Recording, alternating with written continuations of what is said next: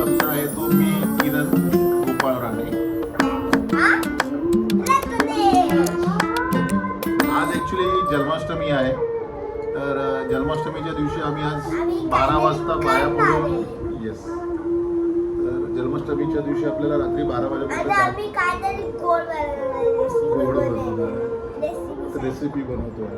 तर आज आम्ही असं ठरवलं आहे की आज जन्माष्टमीच्या दिवशी रात्री 12 वाजेपर्यंत आम्ही सगळे जागे राहणार, पाया पडणार बाळकृष्णाच्या, आणि मग थोडंसं आम्ही जेवण घेणार. पण त्यासाठी आम्ही स्वीट बनवतोय. स्वीट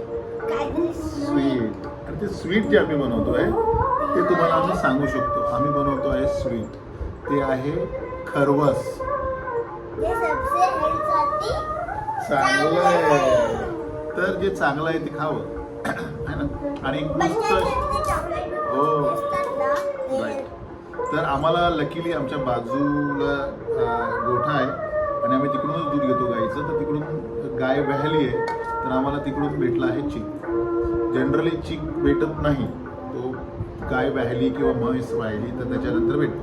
पण हा आम्हाला गावी घेतलं की भेटतो, हा सांगतो तसं परफेक्ट.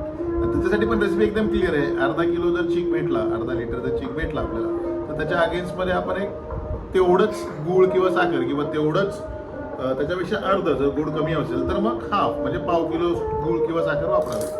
आणि बाकी इन्ग्रेडियंट्स तुम्हाला गूळ आहे, त्याच्यानंतर काजू वगैरे, तुम्हाला असं बदाम वगैरे टाकायचे, पिस्ता वगैरे टाकायचं तर तुम्ही टाकू शकता. त्याच्यात त्याला जरासं वाफवावं लागतं. आम्ही ऑलरेडी थोडंसं रेसिपी केलेली आहे. आम्ही ऑलरेडी त्याला गूळ टाकून अशा प्रकारे त्याच्यामध्ये गूळ टाकून त्याला ढवळावं लागतं, म्हणजे ते दोन्ही मिक्स व्हावं लागतं व्यवस्थितरित्या. आणि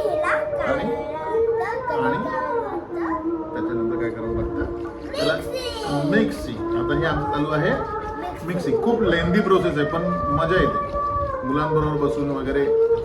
त्यांनाही ॲटलीस्ट आयडिया येते काय कशा प्रकारे करावं ते. हे आपण बाहेर विकत घेतो खरवस. तर ते खरवस जे आपण बाहेर विकत घेतो ते जरा महाग पडतं आणि माहीत नसतं कशाचं बनवतायत, कसलं बनवतायत आजकाल ज्या प्रकारे चाललंय त्या प्रकारे. पण जर तुम्ही हे जर तुम्हाला लकीली भेटलं,